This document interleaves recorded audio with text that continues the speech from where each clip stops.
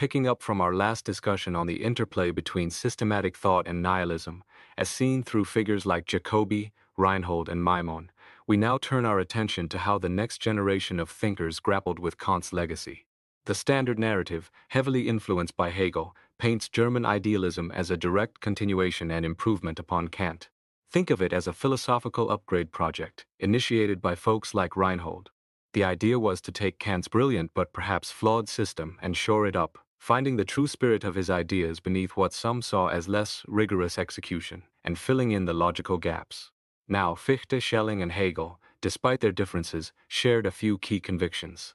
First, they were all Kantians at heart, believing he'd built the most powerful philosophical system of modern times, one striving for that elusive unity of reason. Second, they were also opponents of Kant, convinced he'd stumbled, getting tangled in dualism, thinking in terms of subject/object, mind/world, which clashed with his own goal of unifying everything. And third, this led them to become German idealists, committed to finding a monistic foundation, a single substance or principle, to replace Kant's perceived dualism. This sets the stage for their individual explorations.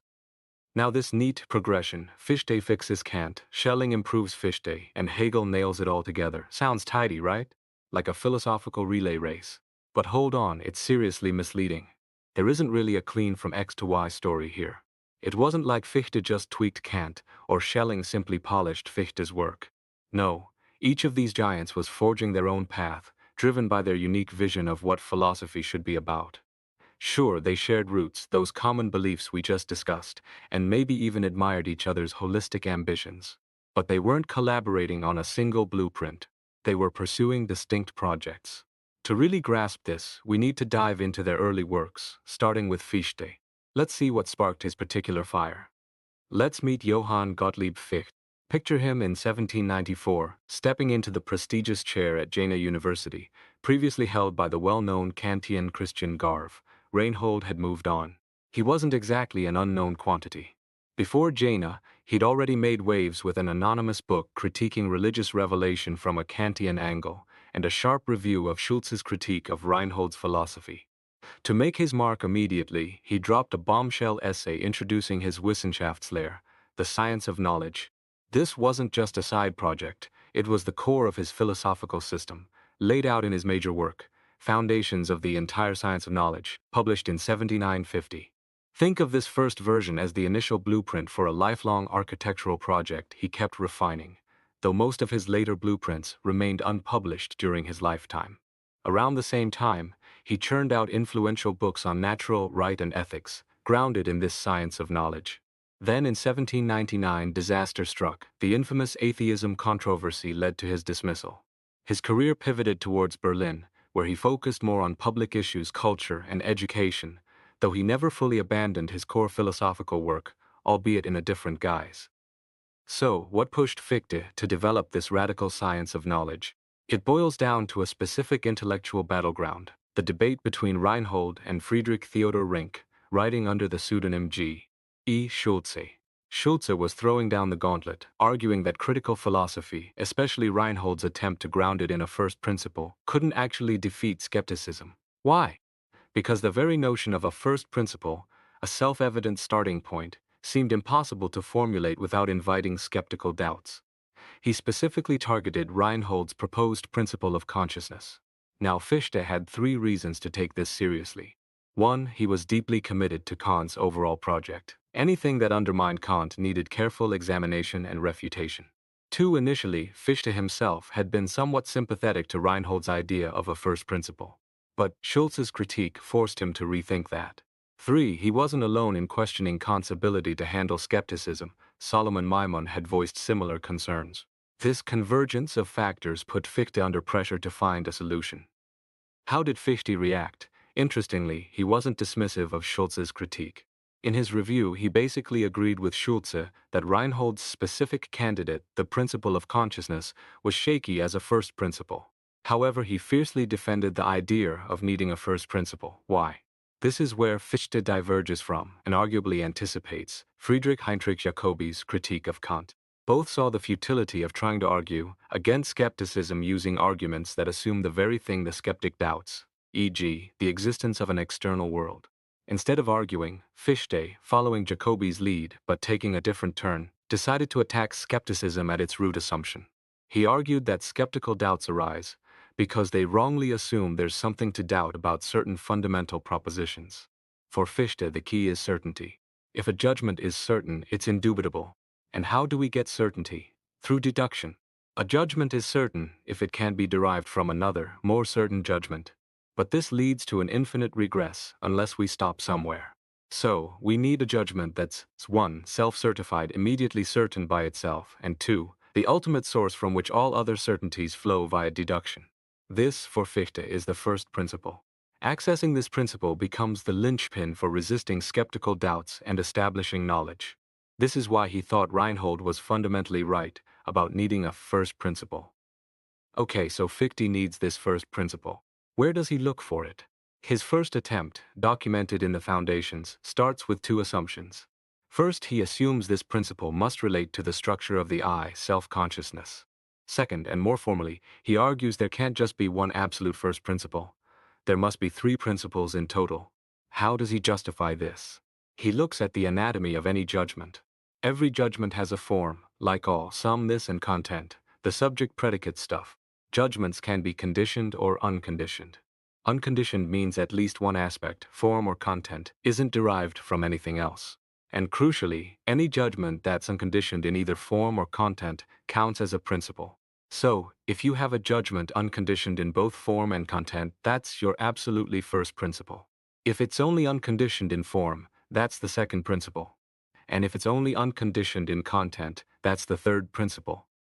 It's a bit like classifying geometric shapes based on their properties. Within this framework, Fichte begins his search.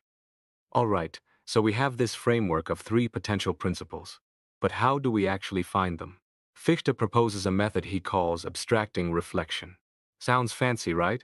The starting point is something seemingly simple, a fact of empirical consciousness.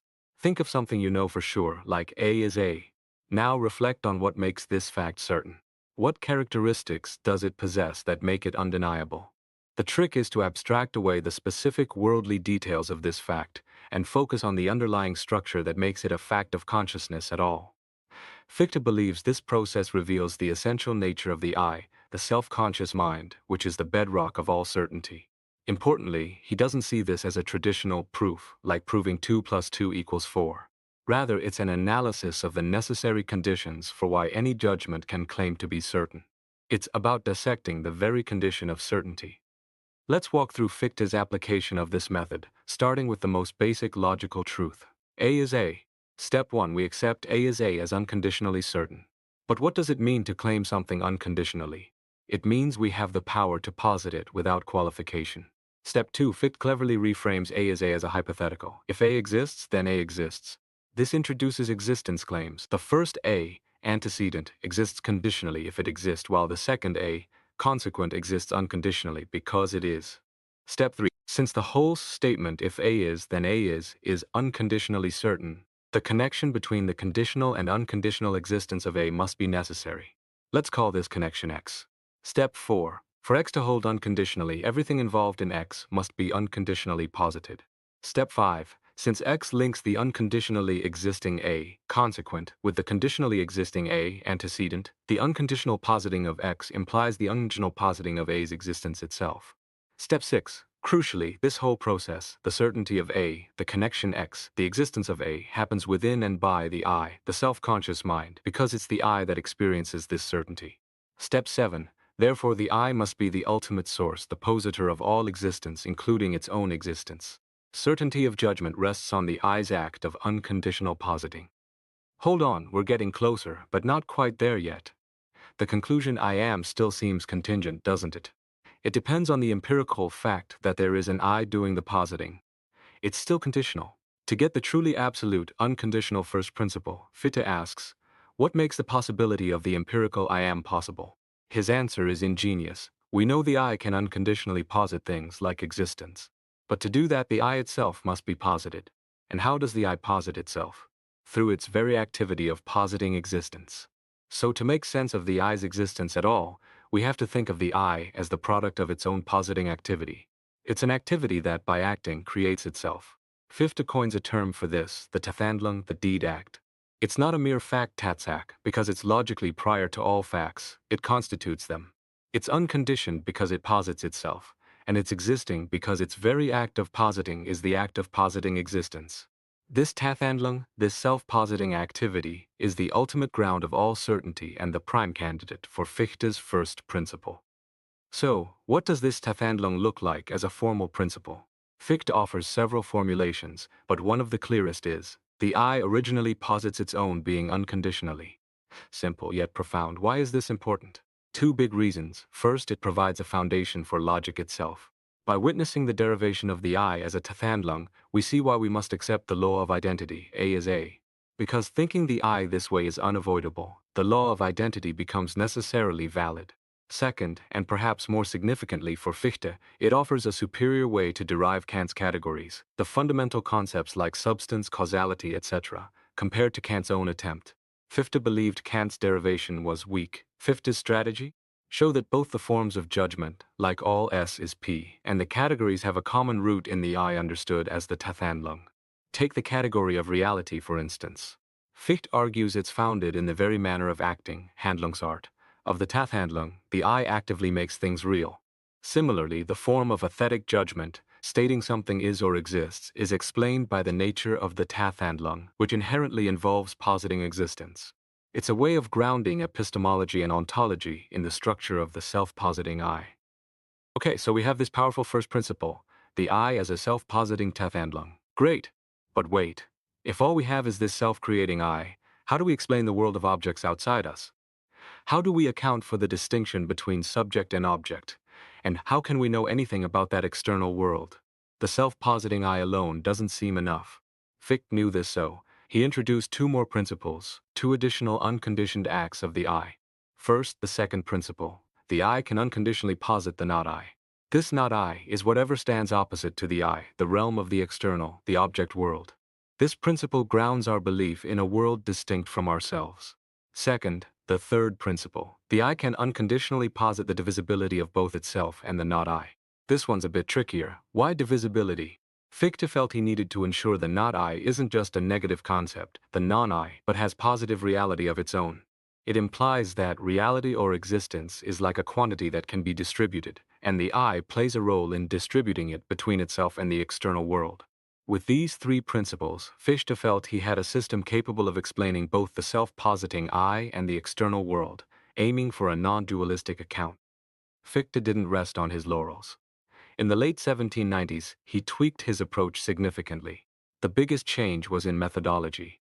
He replaced his earlier, abstracting reflection with intellectual intuition. The idea here is that when you consciously turn your attention inward to think about yourself, to your I, you directly experience the I's nature as this self-reflective, self-constituting activity. This immediate awareness, this non-sensible intuition of an intellectual act, is supposed to give us access to the I's essence more directly than the earlier reflective method. This shift allowed him to sidestep some criticisms of the first principles framework. He then applied his system to ethics and law, focusing on the empirical person, the self-conscious being, rather than the absolute I. Here, he aimed to show how rights and duties logically follow from his conception of the I. While the application was novel, the conclusions often echoed Kant's views on natural right and the categorical imperative. Later, around 1800, he made another significant shift, moving away from the absolute I towards absolute being, seen as the ultimate foundation, a move whose details remain debated.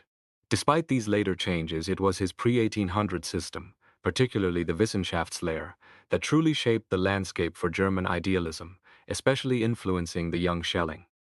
Now, let's shift gears to Friedrich Wilhelm Joseph Schelling.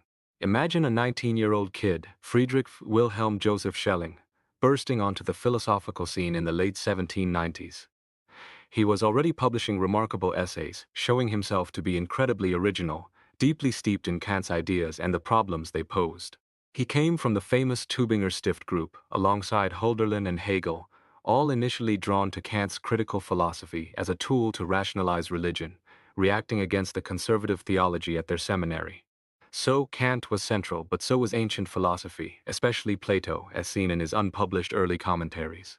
He was also keenly aware of Jacobi's critiques of Kant, particularly Jacobi's unconventional embrace of Spinoza, and familiar with Fichte's early work. His early essays, reacting to the debates on knowledge, made him famous overnight. By 1798, he was a professor at Jena, Fichte's colleague for a brief period. His major works spanned a wide range. The system of transcendental idealism in 1800, which presented a unified account of philosophy as a history of self-consciousness, echoing Fichte's structure but foreshadowing Hegel's phenomenology. Then came his identity philosophy, where he famously replaced the absolute I with a point of indifference between subject and object, likely spurred by Hegel's influence. He also wrote extensively on nature, and later delved into the philosophy of mythology and revelation. A complex figure indeed. What drove Schelling into philosophy? Like Fichte, his entry point was grappling with Kant's legacy. Two early letters to Hegel are telling. In one he states philosophy isn't finished. Kant gave us conclusions but missed the premises. In another he shockingly claims he's converted to Spinozism. These aren't just casual remarks, they reflect deep convictions. First, Schelling believed any serious philosophy had to build on Kant's insights. Second, he saw a crucial task, finding a monistic foundation, a Spinozistic unity for Kant's system. This dual commitment to Kant's framework but seeking a Spinozist resolution was heavily influenced by Fichte's Kantianism and Jacobi's push towards monism. This tension would shape Schelling's entire trajectory. Schelling's earliest published works on the form of philosophy and on the I tackled epistemology head-on, specifically the skeptical challenge. He took Fichte's anti-skeptical stance but infused it with a thoroughly Jacobian goal. We must account for the reality of the unconditioned. Unlike Jacobi, who argued we could only believe in the unconditioned, Schelling insisted we need an epistemic relationship to it. How? Through the I, he aimed to forge a non-trivial link between knowledge and the unconditioned, placing the burden on this I. This brought him into conflict with Kant via Jacobi's critique. Kant, following his famous distinction, gave causal mechanical explanations objective validity, but relegated teleological explanations, purpose-based explanations of living things to subjective validity only. Why? Because teleology seemed to imply a technique of nature, nature acting purposefully, which Kant associated with problematic ideas like the supersensible and a primordial rational being, things we couldn't know objectively. Schelling sided with Jacobi. Life is real, the world isn't just a machine, and teleology deserves objective status. But unlike Jacobi, he believed this could be achieved within a Kantian framework by reinterpreting the problematic concepts. Schelling's first attempt to reinterpret Kant's position focused on epistemology. He argued the world of objects we experience isn't reality in its deepest sense. Reality proper, the unconditioned, must transcend experience. Objects are merely manifestations of this deeper reality, akin to Kant's supersensible. But this approach hit a wall, leading to insoluble problems about the relation between objects and the unconditioned. So he tried again, focusing on the conditions of knowledge itself. For knowledge to be real, there must be absolute correspondence between object and representation identity. The only perfect example of this is self-consciousness, where the representing and represented, intuiting and intuited, are identical. Self-consciousness is Spiritgeist. Therefore, knowledge presupposes spirit intuiting itself. If knowledge is possible, spirit must intuit only itself. Now, here's the leap. If spirit knows itself, there must be a structural match between the knower and the known. Since spirit conceives itself as organized purposefully, there must be an organized object out there for it to relate to. Boom! This justifies the objective reality of the technique of nature and the objective validity of teleology. For Schelling, teleology isn't just subjective, it's epistemologically fundamental. In his magnum opus, The System of Transcendental Idealism, 1800, Schelling synthesized his anti-skepticism and philosophy of nature. He identified the ultimate unconditioned reality with self-conscious spirit, which must objectify itself, make itself external to itself, in order to know itself. The resulting picture is a grand history of self-consciousness. Spirit unfolds through a process demonstrating that everything we encounter, the physical world, ourselves, even art, is ultimately a product of spirit's own activity. This process unfolds in three stages.